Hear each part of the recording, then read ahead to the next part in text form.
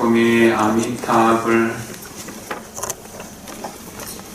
내 마음이 극락정토 내 성품이 아미타불 내 마음이 극락정토 내 성품이 아미타불. 무술년 새해 2월 초하루가 되었습니다. 벌써 한 달이 지나가고 두 달째 시작됩니다. 금년에는 가능하면 제가 법회를 할 때는 자료를 나누어 드리고 공부하는 형식으로 할 것입니다. 1년 동안 모으면은 조그마한 책자가 만들어질 수도 있을 것이라는 생각이 듭니다. 잘 모아두고 때때로 펼쳐서 보시면은 발심할 수 있는 계기가 되고 선건과 복덕을 정정할 수 있는 자량이 될 수 있을 것이라고 생각됩니다. 처음 정초기도 때는 깨닫고자 하는 마음, 보리심에 대해서 공부를 좀 했었고요. 5일 동안. 또 법문 듣는 법에 대해서도 공부를 했었습니다. 그 다음 보름날에도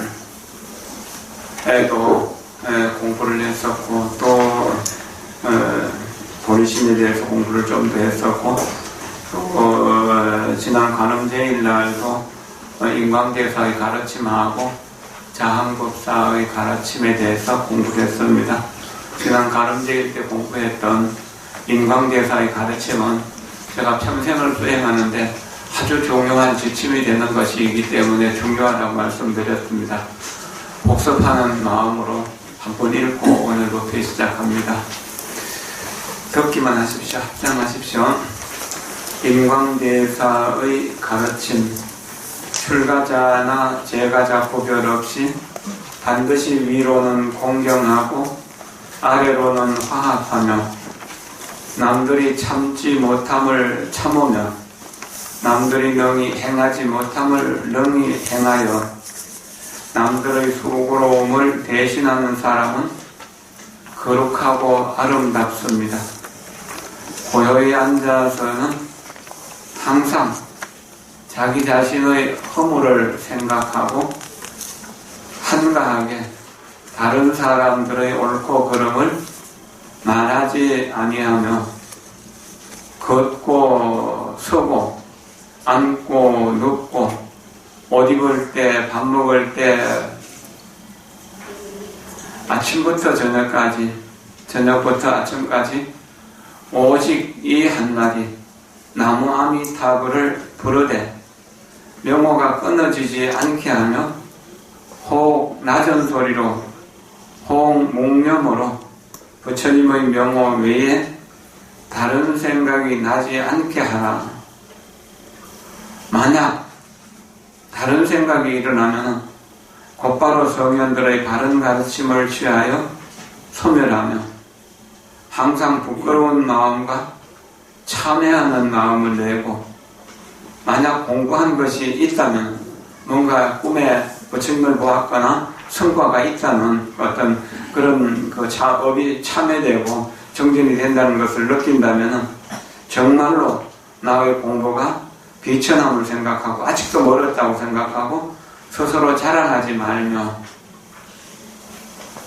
다만 나의 공부만 생각하고 남의 공부가 잘 되고 못 되는 것에는 관여하지 말며 남의 좋은 면만을 보고 다른 사람의 단점은 보지 말라.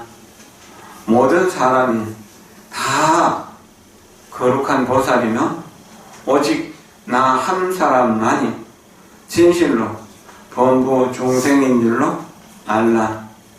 과연 능히 나의 가르침대로 의지하여 수행한다면 결정코 서방 극락세계에 망생하리라. 나무 아미타불, 나무 아미타불, 나무 아미타불. 또 육신보살 자항대사의 유훈 10가지도 제가 드리겠습니다. 항상 밝은 서성을 가까이 하라. 좋은 도반을 아끼고 서로 의지하라. 경율론 3장을 정밀하게 연마하라. 부처님께서 제정하신 계율을 엄격하게 지켜라. 항상 나무아미타불에 힘써 번뇌에 빠지지 말라. 아침 저녁으로 예불 하고 예배하는데 힘써라. 윤회의 고통과 중생의 괴로움을 생각하라. 나의 전생 어버이들인 중생들을 돕기 위해서 보리심을 일으키라. 자기 소유의 재산과 시간과 지혜를 중생들의 이익을 위해서 사용하라. 탐욕, 분노, 어리석음이라는 세 가지 독약을 극복하고 부처님의 깨달음을 얻고자 발언하라. 이 가르침들이 우리가 중생의 고통스러운 삶에서 불조의 행복하고 평화로운 삶으로 변화시켜주는 커다란 힘이 된다는 것을 생각하면서 항상 부처님의 가르침, 교사 선생님들의 가르침을 생각하면서 연구하는 습관을 기르도록 노력하십시오.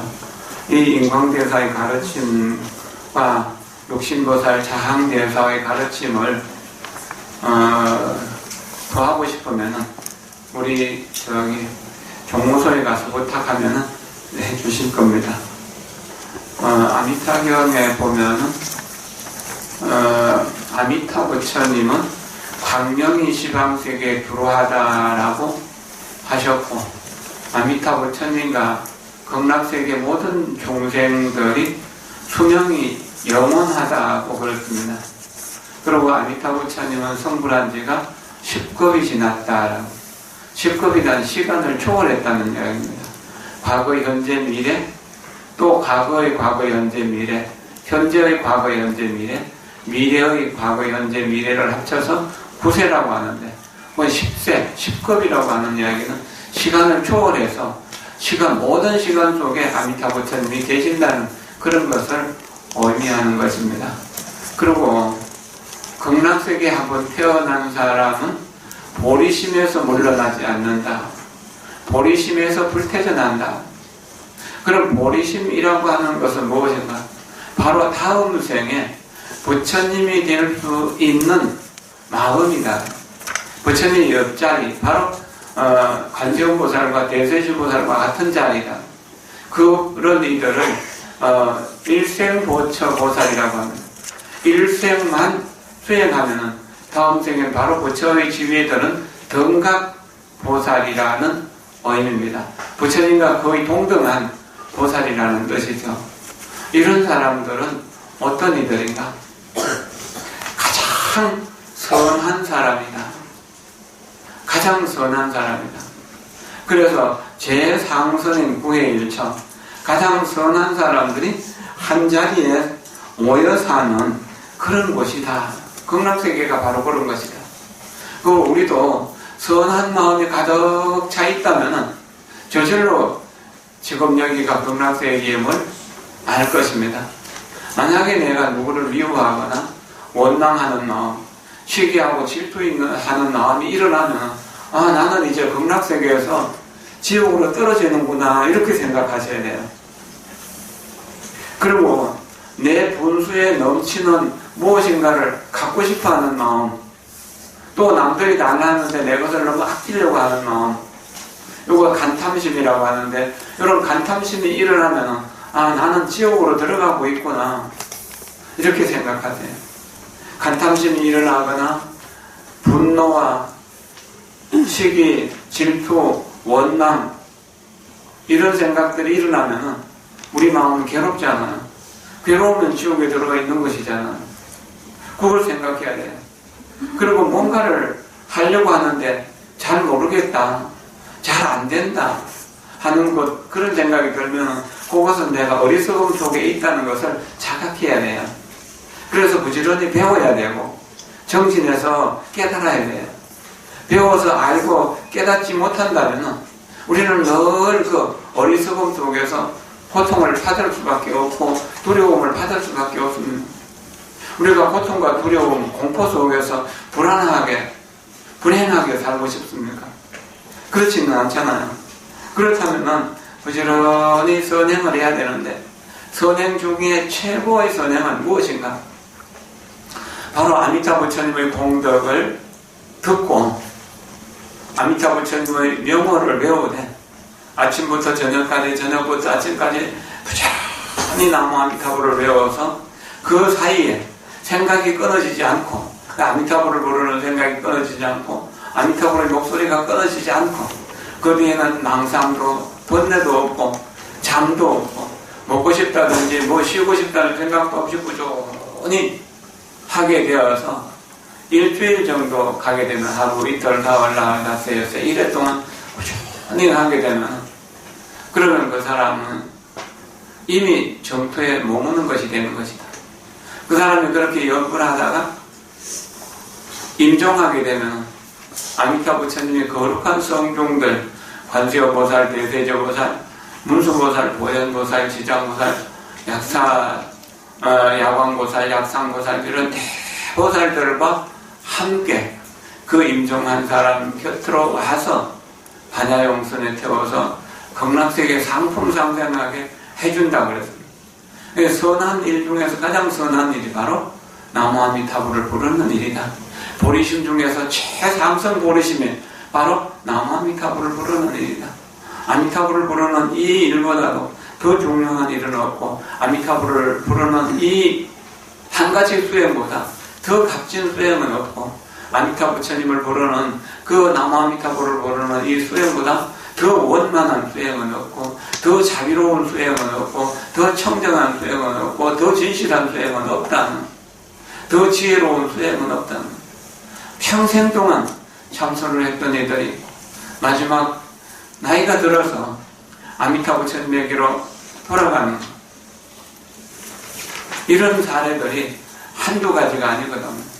과거에 많은 스님들이 평생을 경전을 연구했고 강의를 했던 분들, 한경을 강의했던 청량국사 같은 분, 현수법장 스님 같은 분 전부 아미타 부처님에게로 돌아가서 해양하셨고 영영연수가 선사 같은 분은 정말 모든 종파의 어뜸이라고 하는데도 그러는데도 바로 아미타불로 귀해서 평생 아미타불을 불러서 아미타 부처님의 호신이라는 그런 이름을 들었었고 또 부처님의 정법을 이어와서 크게 부흥하신 분이 인도에서는 마명보살이고 용수보살인데 그 마명보살이 대성기실로는 대성불교의 핵심을 가장 짧은 글자로 가장 원만하게 드러냈다고 해가지고 대성을 공부하시는 분들은 전부 대성기실론에 의지해서 공부한다고.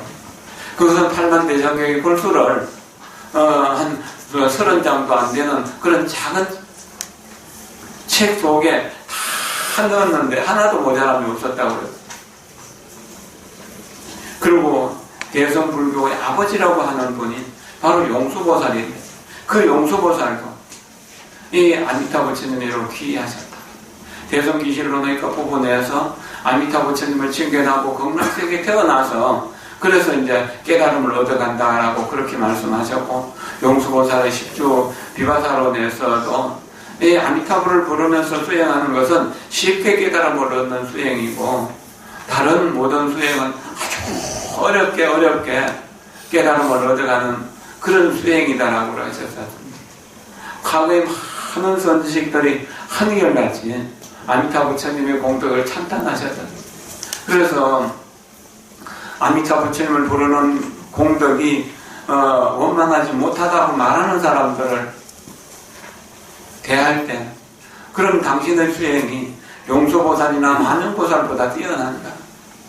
중국의 천태지자대사나 청량국사나 영명연수보살보다 더 뛰어난가? 육조 해능대사보다 더 뛰어난가? 그렇게 물어보면 할 말이 없게 되는 것이죠.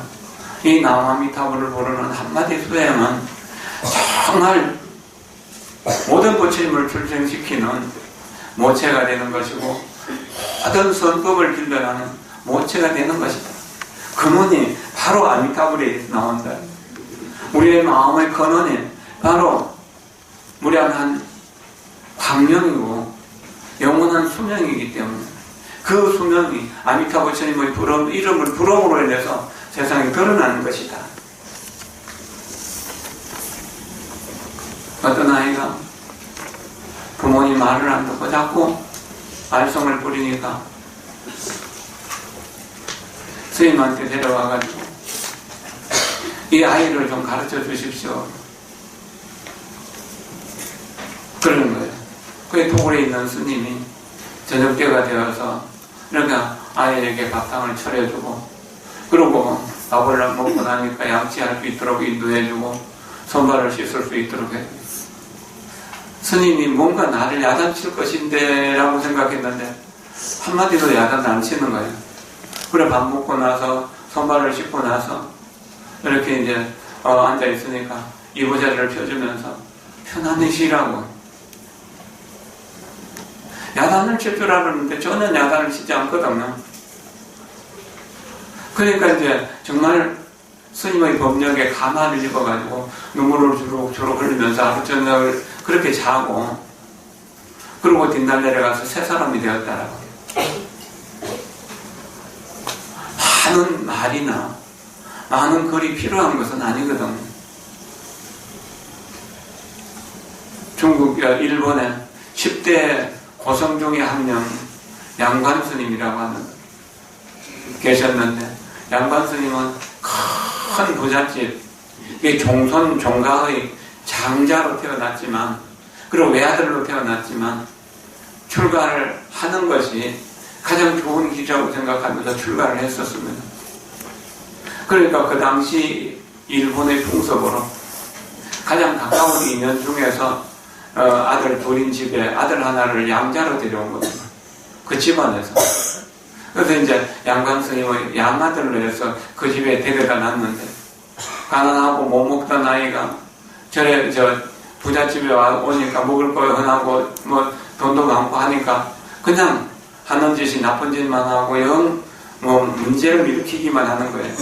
이게 문중의, 이게 이제 정말 페르나라고 이렇게 이제 말이 나게 된 겁니다. 그런데 이 양관 스님은 아이를 파문하겠다는 말을 안 하는 거예요. 여러 번 회의를 해갖고 회의의 그 종합된 뜻을 이 아이를 파문하는 것이 좋겠다고, 양자를 파하는 것이 좋겠다고 그렇게 권해도 말씀은 안 하시는 거예요. 나중에 정말 그 문중에 모든 사람들이 다 모여서 양관 스님을 모셔다 놓고 그 아이의 잘못에 대해서 하나하나 재판을 하면서 따지는데, 양관 스님은 실제로 자기가 어떤 결정을 내려야 되는데 가만히 앉아서 듣기만 하더라고요. 저녁 때가 되었어. 그러면서 나는 절에 돌아가야겠다. 만약에 이 양반 스님이 저 아이는 내 아들이 아니다라고 한마디만 해버리면은 이제 양자에서 파문돼가지고 내 정말 가난한 집으로 다시 돌아가야 되는데, 아무 소리도 안 하고 그냥 묵묵히 앉아만 계시다가 돌아가시려고 하니까 이 스님이 고마운 거죠. 그래가지고 양자가 나가서 스님이 신발을 신는데 신발끈을 묶어주는 거예요. 그 신발끈을 묶으면서 눈물을 주룩주룩 흘리더라고요. 그리고 스님은 산으로 다시 들어가고 아이는 그날부터 완전히 바뀌어가지고 선하고 선한 사람이 되었다. 아미타불을 부르는 홍덕으로 인해서 양반 스님이 미워하는 마음, 원망하는 마음이 전혀 없었기 때문에 아이에게 나쁘게 말하지 않는다는 겁니다. 아이의 본성이 아미타 부처님 본성인 것을 알기 때문에 본성을 그냥 일깨워줄 뿐인 거죠. 아들이 잘못하고 딸이 잘못할 때, 친구가 잘못하고 이웃이 잘못할 때 잘잘못을 따지지 말고 그저 내 마음을 들여다보면서 나무아미타불만 부지런히 하다 보면 어느 날 그 아이는 좋은 쪽으로 바뀌게 있어요. 잔소리하면 잔소리할수록 더 나쁜 쪽으로 빠지거든요. 우리가 그것을 참지 못하는 거예요. 그러나 부모의 삶 역시 그렇게 행복한 건 아니었잖아요. 그러니까 내가 살아가는 것, 내가 최선을 다해서 살아도 내가 행복하지 못한데 그 방법을 다시 아이에게 전해주는 것은 너도 나처럼 불행하라라고 그렇게 잔소리하는 거하고 똑같은 것이거든요. 잔소리할 필요가 없습니다. 칭명연불, 아미타 부처님을 부르는 연불이라는 뜻입니다. 만선 동기집에 나오는 말씀인데 함께 읽어보겠습니다. 나무아미타불을 연불하는 가르침은 경전에 널리 밝혀져 있거니와 실로 한 번만이라도 염하는 무량겁의 죄를 소멸하고 신념을 갖추면 몸이 정토에 나서 영원히 위급한 환난을 부지하는 것이다. 업장이 높고 원수와 행위를 소멸하여 영원히 고통의 세계를 벗어날 뿐만 아니라 이 연불을 의지한다면 마침내는 깨달음에 도달하고야 마는 것이다. 그러므로 법화경에서도 만일 어떤 사람이 찬란한 마음으로 탐려 중에 들어가서 한 번 불을 불을지라도 모두가 그 인연으로 마침내는 불도를 이루게 된다고 하였고, 또 부처님의 영혼을 받들어 지니는 누구나 모든 부처님께서 보령하여 주신다고 한 것이다. 나무아미타불. 우리가 살아온 날을 돌아보면 부끄러움이 있습니까? 없습니까? 죄스러움이 있습니까? 없습니까? 그렇죠. 우리는 다 죄를 지었기 때문에 부끄럽습니다. 그리고 그 부끄러움과 죄스러움이 있기 때문에 오늘 이 법회에 올 수도 있었던 겁니다. 그리고 부끄러움과 이 죄스러움이 우리를 두렵게 만들고 우리를 고통스럽게 만드는, 내 생각대로 모든 일이 안 된다는 거예요. 그런데 아미타불을 계속 부르게 되면 그 부끄러운 마음이 자신감으로 바뀌게 됩니다.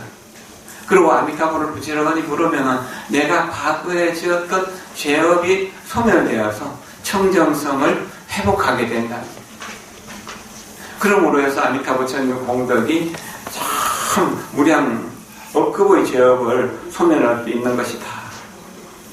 그리고 위급한 환난을 구제하는 것이다 라고도 하셨던 겁니다.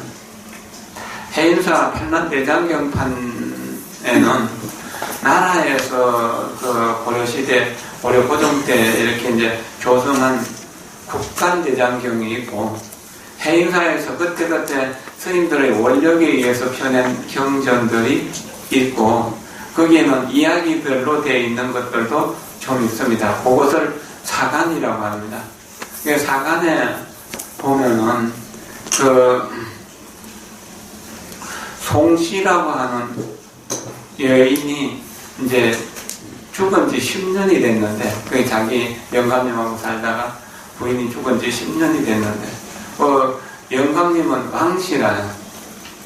그 왕씨 영감님이 이제 어느 날 저녁에 잠을 자려고 하는데 호련히 10년 전에 죽은 그 송씨 부인이 나타났어요.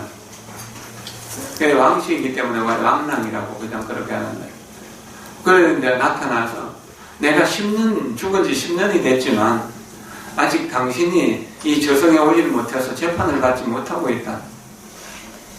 그런데 10년 동안 저승에서 있어 보니까 이 아미타불을 부지런히 부른 사람들은 염라대왕이 버섯발로 나와서 극락부에 맞이해갖고 극락세계로 보내주는데, 다른 나쁜 일들 많이 한 사람들은 전부 다 지옥으로, 아기로, 축생으로 떨어지더라.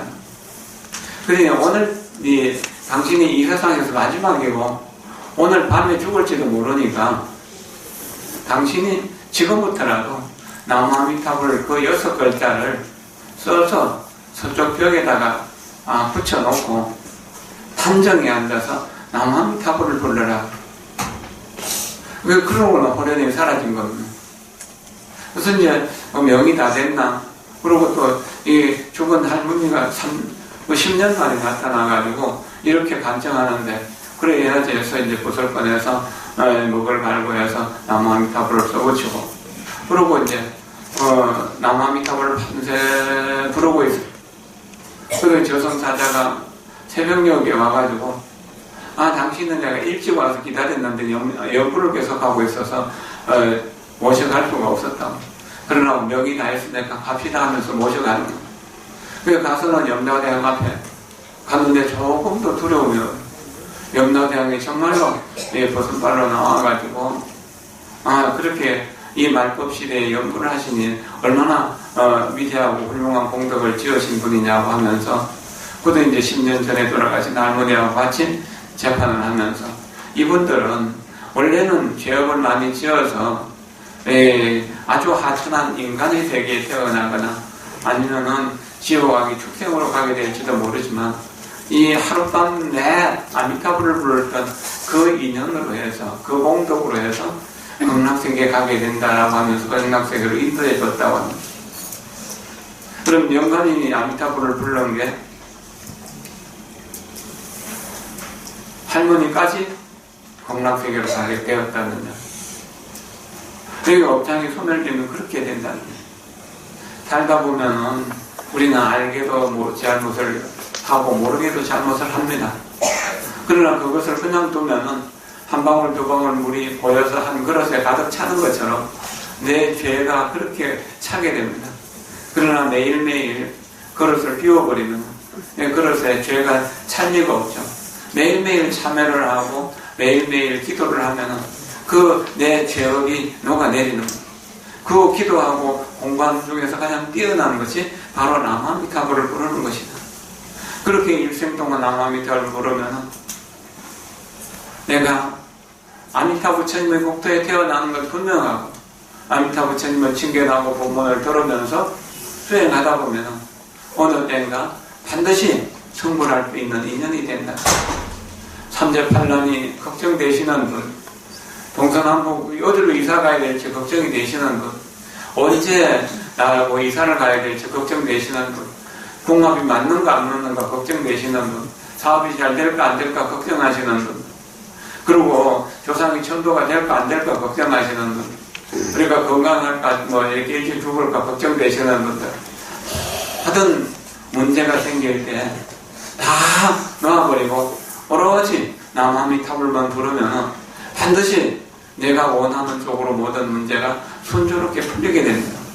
만약에 살아날 것 같다면 건강을 찾아가지고 죽을 때까지 영원에 갈 일이 없을 것이고, 만약에 죽을 운이라면 죽는 순간 바로 극락세계에 갈 것이기 때문에 두려움이 없다는 겁니다.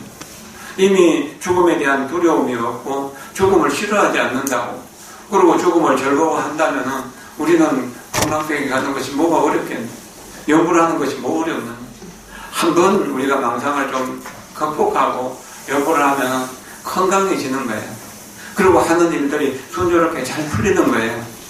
가끔씩 저를 아시는 분들이 간호사 신도들도 그렇고 다른 이들도 스님은 생각하는 대로 뭐가 일이 잘 풀린다고 그런 이야기를 듣고, 요즘 또 이렇게 이제 70을 바라보는 나이인데도 오히려 건강해졌다고 그렇게 하시는 분들이 많아요.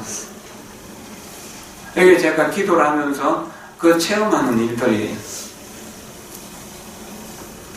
많은 일들을 해도 거기에 휘둘리지 않고, 그래도 이제 전폭으로 끌고 갈 수 있는 힘이 매일매일 기도하고 공부하는데, 경률론 3장의 바다에서 늘 이렇게 지내기 때문에 그런 것이죠. 여러분들도 한번 꾸준히 연구를 하시는 분들 보십시오. 여기 앞에 우리 무렴성 보살님, 일진양 보살님, 청양승 보살님, 여기 드문드문 계시는 분들 정말 매일매일 기도 열심히 하시는데 그 집안들이 잘 되나 안 되나 보세요. 시기하고 질투하고 욕심내고 화잘내고 그러면서 그 집안이 편안한 거 보세요. 어떻게 해야 될 것인가 우리 분명하게 알 수 있는 것 아닙니까? 밑에 경전의 말씀들을 들려가지고 이렇게 이제 연구를 하는 공덕에 대해서 이야기하고 있습니다. 함께 또 읽어보겠습니다. 보적경에서는 고성으로 연구를 하는 마군들이 모두 두려워서 흩어진다고 하였고, 문수방야경에서는 수행하는 우리가 스스로 구분해서 능히 관찰하지 못한다는 다만 생각과 소리만 계속 이어지게 하라. 그래도 반드시 불국토에 망상할 수 있으리라 하였으며, 지도론에서는 비유컨대 어떤 사람이 태어날 때부터 본 날마다 천리길을 1,000년 동안 다녀서 그 안에 칠보를 가득히 채워서 부처님께 공양한다 해도 어떤 이가 공세 악한 세상에서 단 한 번 부처님의 명호를 일컬어 명하는 것만 갖지 못하니, 왜냐하면 이 사람의 몸이 저의 앞의 사람보다 더욱 뛰어나기 때문이다 하였다. 또 제품경에서는 만일 어떤 사람이 살만한 마음으로라도 연구를 한다면 곧 고통과 액난이 없어지고 그 몸이 다함이 없을 것이다 하였고, 정의감경에서는 한 연구제는 사바세계 전체입니다.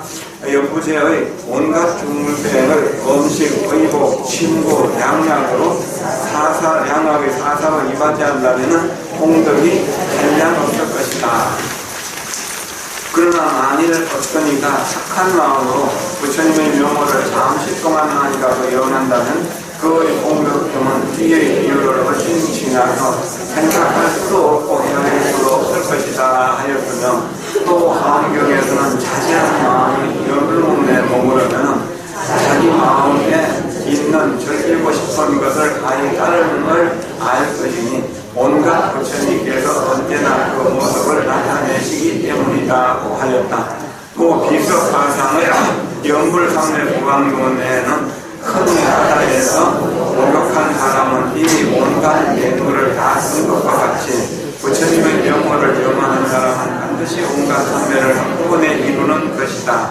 또 마치 수청교를 탁한 물에다 넣으면 아무리 탁한 물이라도 맑아지지 않을 수 없는 것처럼 어지러운 마음에다 연불을 던지면 아무리 어지러운 마음이라도 부처를 이루지 않을 수 없는 것이다. 이와 같이 계합하면 하였다면 마음이나 부처나 것이 함께 없어지느니, 함께 없어지면 곧 선정이요 함께 비추이면 곧 지혜다. 이렇게 선정 지혜가 평등하다면 다시 어떤 마음인들 부처가 아니겠으며 어떤 부처인들 이 마음이 아니겠는가. 마음과 부처가 이끌어하다면 어떤 경우에 어떤 반응인지라도 모두가 선내 아님이 없는 것이다 하였더니, 누가 마음을 일으키고 생각을 움직여 큰 소리로 연구한다고 다시 거짓말하리요.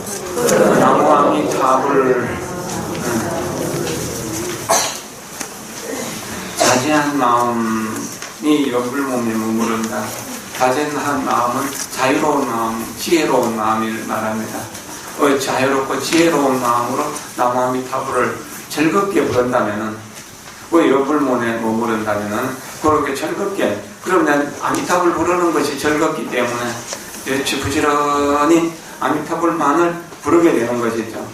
그러니까 그 즐기고 싶은 마음, 연불만 하면 기쁘고 즐거우니까 그 모습, 즐거우고 싶은 것을 따르니까 온갖 부처님은 그 아미타 부처님을 부르는 그 연불 속에서 자연스럽게 그 모습을 나타낸다는 것이죠. 그러니까 극락세계에 갈 것은 의심이 없는 것이죠. 그리고 연불삼매 보강론에서는 큰 바다에 목욕한 사람은 이미 온갖 물을 다 쓴 것과 같다. 남아미타불 이 날이 8만대장경의 벌수이기 때문에 한마디 아미타불을 부르는 것이 모든 삼매를 한꺼번에 이루는 것이다 라고 한 것이죠. 또 수청도 물을 맑히는 구설을 말합니다. 이 구설은 아무리 탁한 물이라도 물속에 넣기만 하면 그 물이 정화되어서 가라앉게 된다는 것입니다. 그런 것처럼 이제 어지러운 마음에다가 우리가 산란해갖고 하나에도 조금 더 집중하지 못하는 그런 마음이라도 자꾸 연불한다면은 10번 연불하면 한 번 부를 때 집중하게 되고 100번 연불한다면 10번 부를 때 집중하는 마음이 생기고 즐거운 마음이 생기게 된다. 그래서 부지런히 하게 되면 산란한 마음이 차차차차로 안정된다는 것이죠. 그리고 그 다음에 부처나 마음이다라고 하는, 마음이나 부처나 할 것이 없는 것은 또 아미타불을 부르는 나와 불려지는 아미타 부처님이 하나가 되는 상태, 그때를 선정을 얻은 것이라고. 그래서 일심불란이라고. 이 일심불란이 있고 사일심불란이 있는데, 처음 우리 아주 마음이 완전히 삼매에 들어가지 못하더라도 마음 생각이 계속 이어지는 것, 요것을 이 사일심불란이라고 합니다. 거기서 좀 더 깊이 들어가면 이 일심불란, 진사번뇌, 견사번뇌가 완전히 다 없어진 상태가 이 일심불란인데, 그때 되면은 우리가 항상 청정하면서도 광명이 빛나는 상적방토에 가서 태어날 수 있는 그런 인연이 갖추어진다는 거죠. 그렇게 될 때 우리는 그 부처님과 내가 하나가 되는 것을 선정이라고 한다. 그 마음으로 모든 일을 하면은 백천삼매가 한꺼번에 이루어진다라고 그렇게 할 수 있는 것입니다. 그 다음에 이제 그때 우리가 어떤 사물을 보더라도 지혜가 분명하게 드러나게 됩니다. 지혜가 반드시 드러나게 된다. 그리고 지혜가 분명하고 반듯한다면은 뭡니까? 그럼 우리는 이미 아미타 부처님의 극락세계에 태어난 것과 똑같은 것이죠. 그래서 어떤 상황이 된다고 하더라도, 어떤 사람을 만난다고 하더라도, 어떤 일을 한다 하더라도 그 길에 일에 휘둘리지 않고 바른 기원회를 지켜갈 수 있게 된다는 겁니다. 그 다음에 이제 업보차별경에서 말하는 고성연불 10종 공덕을 읽어보겠습니다. 그러므로 업보차별경에서는 고성으로 연불하고 동경하는 수행의 10가지 공덕을 말하였으니, 이른바 능히 조롱을 막고 하늘을 아군이 놀라 두려워하고 엄성의 사방이 가득 퍼지고 사막골 고통이 멈추며 다른 자원이 섞여 들어오지 못하고 마음이 산란하지 않게 되면 용맹정중하게 되고, 모든 부처님께서 함께 기뻐하시며 항상 산예가 연결하고 반드시 정토에 태어나는 것이다 하였다. 군의론에서 볼 때 명호의 성품이 공적함으로는 이 제법을 펴서 설명할 수 없는 것인데, 이제 사람들에게 부처님의 명호를 일컫게 한다면 단지 말로만 답을 이야기하며 배고픔을 충족시키려 하는 것과 무엇이 다르겠는가라고 질문하였는데, 낙하기를 만일 명호가 쓸데없어서 법의 자체를 넘칠 수가 없다면 또한 불을 가져가 했는데 우리나 다른 것을 가져가겠느냐. 그러므로 알라, 거물을 쳐놓으면 흩되지 않아서 반드시 봄이나 이를 잡게 되는 것이다 라고 했다. 방편이라고 하는 거물을 펼쳐가지고 이렇게 이제 그 중생을 전부 깨달음의 세계로 끌어들인다는 거죠. 이 연불도 하나의 방편, 최선의 방법을 방편이라고 하는데, 최선의 방법이 이루어진다는 것이죠. 그 다음 또한 법망이 부처님께 정품을 늘리도록 간절히 권청하시며 대승께서 드디어 개처에 응하시어 민묘한 공부를 펴시었다. 이로 인해서 사람과 하늘, 공부와 스님이 다 함께 올바른 말씀을 받들고 태생, sab생, 낙생, 자생의 자생이 아울러 유문을 따르게 된 것이다. 이러므로 자생이 들어 읽고 외우면은 분명히 이익되니 매우 깊고, 또한 부처님의 명호를 일컬어 영하면은 반드시 정도에 방편하나니, 어찌 명호가 헛되고 거짓으로 진리가 말씀 속에는 없다고 말을 했겠느냐. 또 논에서 못해 무엇을 인하여 큰 명불한 힘이 능히 모든 업장을 걷는다 하는가 하면, 답하기를 마치 성경의 전단향이 능히 40년의 이런 림을 기억는 것과 같다. 또 비유하면 어떤 이가 사자의 힘줄로 검은 곳을 만들었으면 그것을 한번 튕기는 소리에 나머지 줄은 모두 끊어지고 마는 것과 같으니, 만일 보리심 가운데서 연구를 상대를 행한다면 온갖 지역이 단단하게 늘려버리고 마는 것이다 라고 하였다. 이거는 좀 출처가 있는 이야기인데요. 옛날에 이제 그 사자의 힘줄로 검은 고추를 만들어서 튕기면은 다른 어떤 줄로 한 것은 다 제대로 소리를 내지 않고 가장 맑고 뛰어나다는 것을 이렇게 이제 비유로 이야기하는 것입니다. 최상품의 보배를 가지면은 다른 어떤 것도 뭐 별로 대단한 것이 아니잖아요. 그리고 또 대통령의 자리에 들면은 국무총리 10,000명이라 하더라도 대통령 하나를 당할 수 없는 것이 되는 거잖아요. 옛날에 국왕이나 그런 것 마찬가지거든요.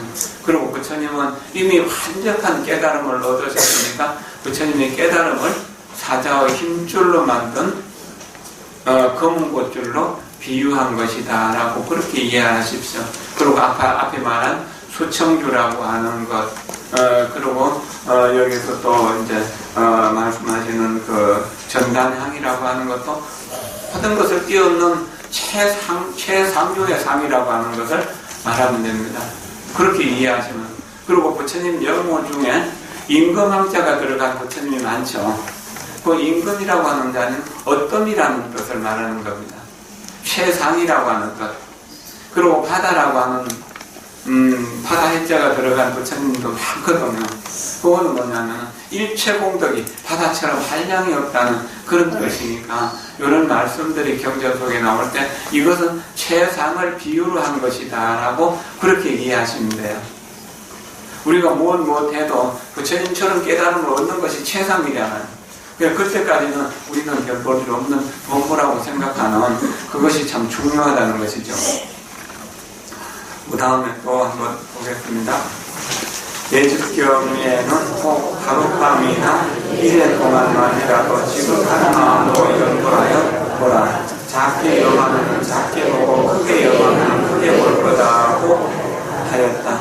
또 만약 중에서는 동수보살이 부처님께 어떻게 하면 아닐까 답답상무를 속히 정득할 수 있겠습니까 하고 여쭈었는데 부처님께서 일행상대가 있으니 이 상대에 들고자 하는 이는 마땅히 맑고 한적한 곳에 거처하면서 온갖 은민의 감상을 버리고 또한 어떠한 모양도 취하지 말라. 다만 아미타불께 생각을 모아 한결같이 아미타불을 염할 것이니 아미타불이 계신 서쪽을 향하여 단정하게 앉아서 아미타불을 끊임없이 염하도록 하라.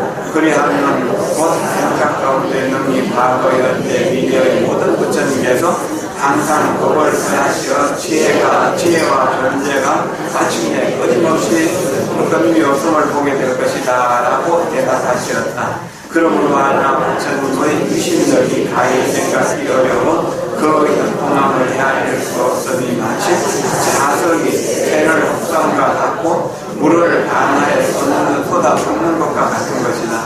오직 자기 선거의 힘이라야 능히 이와 같은 일을 볼 수 있나니 지극한 마음으로 이해하는 자는 참으로 신령스러운 가문이 바닥에 밝을 것이다.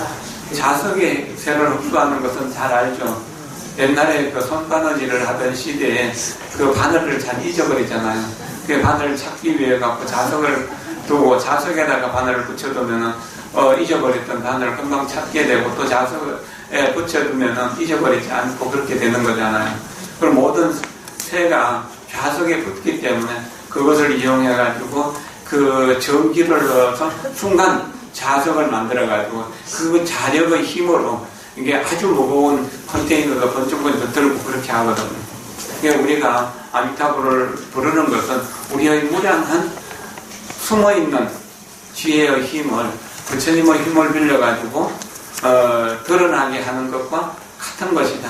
평소에 아무것도 할 수 없는 사람이지만 지극한 마음으로 원을 배우고 100일 동안 남아미타불을 부르면 그 사람이 평소에 할 수 없었던 불가사리한 힘이 나오는 거예요.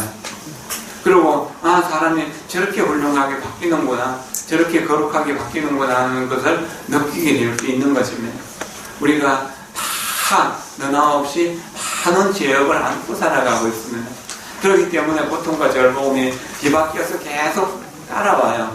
그러나 부지런히 연구를 하고 기도를 하고 불교 공부를 하다 보면 이 나쁜 것은 점점 소멸되고 좋은 것은 자꾸 늘어나서 선한 쪽으로 가게 돼요. 그런데 우리는 왜 일주일간 기도했는데 영혼이 없는가? 한 달 동안 기도했는데 영혼이 없는가? 1년 동안 기도했는데 영혼이 없는가? 이렇게 말하시는 분들이 있는데 우리는 죄업은 너무나 두텁고 연구하는 힘, 기도하는 힘, 불법을 공부하고 깨달으려고 하는 마음은 너무 약하기 때문에 그런 거예요. 그러나 꾸준히 하면 그 약한 힘이 조금씩 향상하게 돼요. 아이 하나 낳아서 놓고 이 아이가 왜 어른이 안 되는가 하고 매일 아이를 쳐다보고 아이를 만지고 그런다고 금방 어른이 되는 게 아니잖아요. 시간이 지나면 자연스럽게 어른이 되는 거잖아요. 그런 것처럼 우리가 연구를 해서 왜 공덕이 생기지 않는가, 나는 왜 이렇게 안 되는 일만 겹치는가 이렇게 생각하지 말고 내 죄업이 정말 무겁고 크다는 것을 생각하고 그것을 녹여내려고 자꾸 노력해야 돼요. 한 번만 연구를 하면 모든 죄업이 소멸된다고 했는데 왜 연구를 했는데 공덕이 생기지 않는가? 한 번 연구를 하면은 두 번 연구를 할 힘이 생기고 두 번 연구를 하면 세 번째 연구를 할 힘이 생긴다. 그렇게 해서 꾸준히 해나갈 때 내 죄업은 자연스럽게 보급으로 바뀌어진다는 거죠. 1947년도부터 해서 한 3년간 공항사 결사가 아주 유명한 결사였고 성철 스님과 자원 스님과 이제 그 많은 선직들이 거기서 공부를 했었습니다.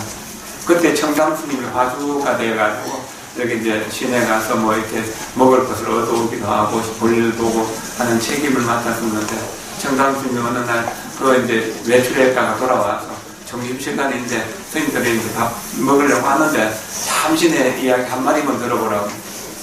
내가 정천 그 업에 갔다가 이제 이 보리를 보고 돌아오려고 하는데 어떤 거지가 앞에 와가지고 거지 아이가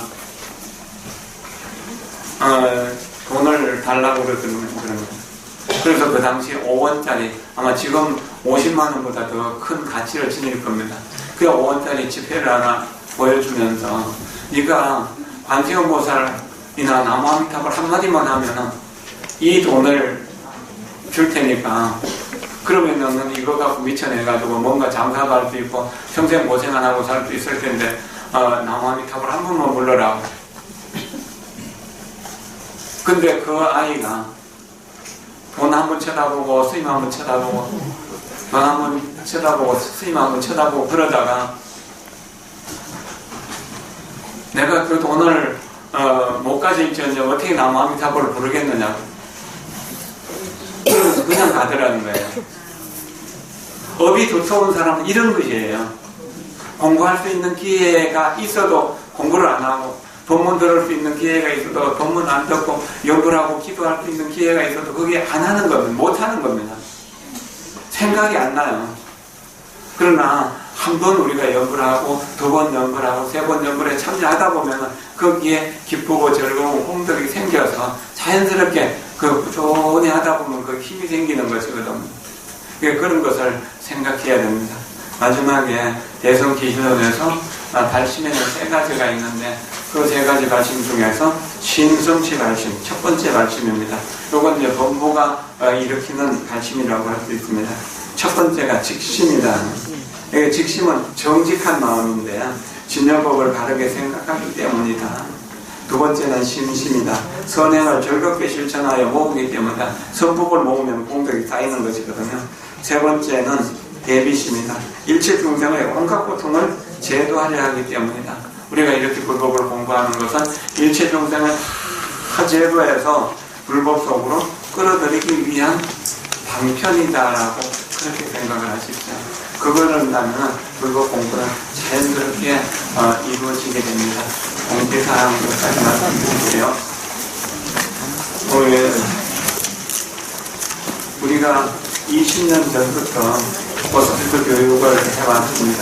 그 오스피스 교육 하는 동안에 많은 분들이 1,500명 이상이 불교 공부를 했었고 또 그것으로 인해 가지고 이제 많은 이들이 이제 봉사를 하면서 스스로 이거 힘을 얻게 되었습니다. 이번에 3월 29일 날 제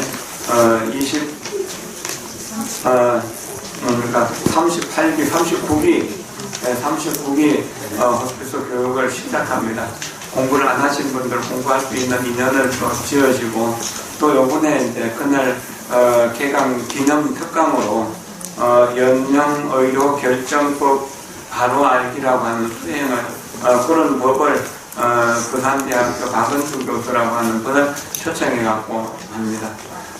지금 이제 중환자실에 들어가 보면은 살려고 해도 살 수 없고 죽으려 해도 죽을 수 없는 이 콧줄 해갖고 영양분을 넣고 목줄에 목에 구멍 뚫어가지고 거기 또 이제 그하고 배양 팔에 가슴에 뭐 온 이렇게 이제 또 소변줄 막 해갖고 줄을 뽑아가지고 겨우겨우 살아가는 사람들 많잖아요. 이런 거 자기가 그런 것을 원치 않는다면은 살아있을 때 사전의향서를 써서 나는 연명치료를 받지 않겠다고 그렇게 하고 가족들에게도 이야기해 놓으면 그 가족들이 그렇게 비참한 노후를 말로를 보내지는 건 안 할 것이거든요.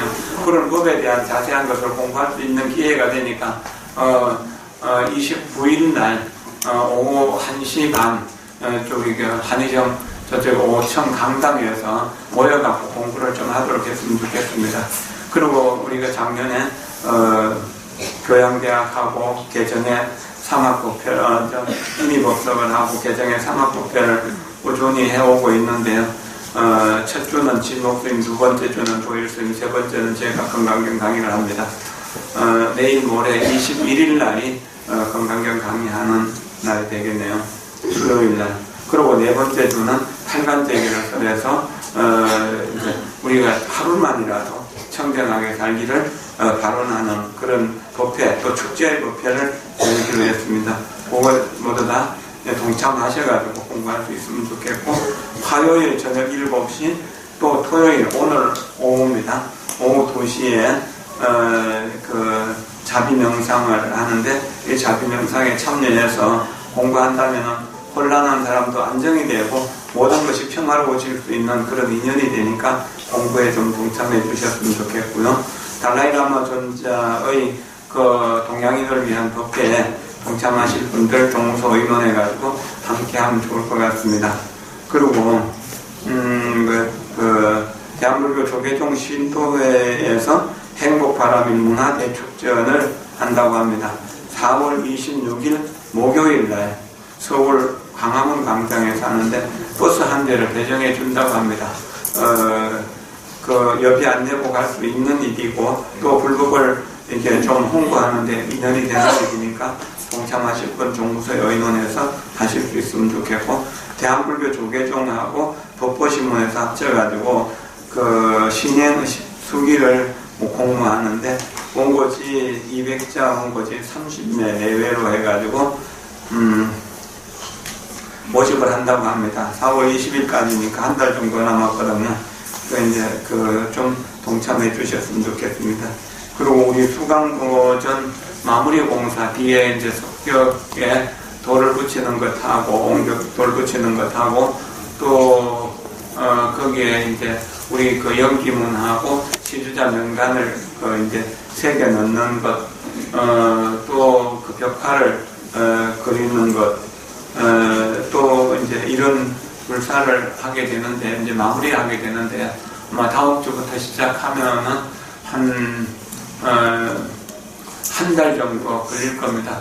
그동안은 법회날 가능하면 신도님들이 성용차는 좀 안 가져왔으면 좋겠고, 가져오신다면은 형제주택 주차장을 좀 부탁해 놨으니까 형제주택이나 우림이나 반도보라에 주차해 하고 좀 걸어 놓으시면은 좋을 것 같다는 생각이 듭니다. 그리고 수강보전에 합을 포벽에 포불 모시고 판불 모시는 불사 아직 동참 안 하신 분들이 좀 여분이 있고, 또 1200부처님을 모시는 중에서도 1200분 중에서 한 40불 정도를 더 모실 수 있는 여분이 있다고 합니다. 거기에도 모두 동참해 주시면은 좋겠다는 생각이 듭니다. 제가 꼭 원하는 것은 아니었지만, 이번에 이제 연기문을 새기고 또 이름을 새기는 역사를 하게 됐는데, 이것도 하나의 방편일 것이라고 생각하면서 거기에 이름을 남기는 것도 결코 나쁘지 않을 것이라고 생각됩니다. 그리고 또 불법을 공부하는 속에서 우리 스스로가 조금씩 향상하고 발전할 수 있는 그런 인연을 만드는 것도 중요한 일인데요. 여러분들이 힘들고 바쁘고 또 좀 어렵더라 하더라도 불법을 공부하는 일에 관심을 좀 가지십시오. 그래야 고통스러운 근심과 걱정으로만 살아가는 이러한 세계에서 좀 안정된 쪽으로 살아갈 수 있거든요. 그리고 나만 위하는 이기심을 해서 남들을 함께 위하는 그런 이타심으로 바뀔 수 있는 것입니다. 그래야만 진정한 불자라고 할 수 있고 또 행복한 불자가 될 수도 있는 것이거든요. 오늘 합창단 음성공양이 있는데요. 제목은 수행자고요. 또 지휘자 선생님도 노래를 한 곡 부르시는데 구름 거친 달처럼이라고 합니다. 우리 지휘자 선생님은 어릴 적에 기독교를 공부하신 분인데 불교로 전향하셔가지고 지금 굉장히 열심히 공부하고 화요일 저녁마다 명상하는 시간에 꼭 참여를 합니다. 되게 고맙고 또 불교를 공부해서 마음이 평화로워지고 안정되기 때문에 계속 공부하는 것이잖아요. 집에서도 아주 공부를 열심히 한다고 합니다. 여러분들도 불교 공부를 하면 정말 인생이 무엇인가에 대해서 좀 더 자세하게 알게 되고 좀 더 큰 이익을 얻을 수 있을 것이라고 여겨집니다. 지금 이 자리에 계신 모든 분들을 진심으로 사랑합니다. 여러분 모두가 다 거룩한 부처님이 되시기를 바라나고 우리 합창단 노래를 듣기 위해서 박수 한번 보내주세요.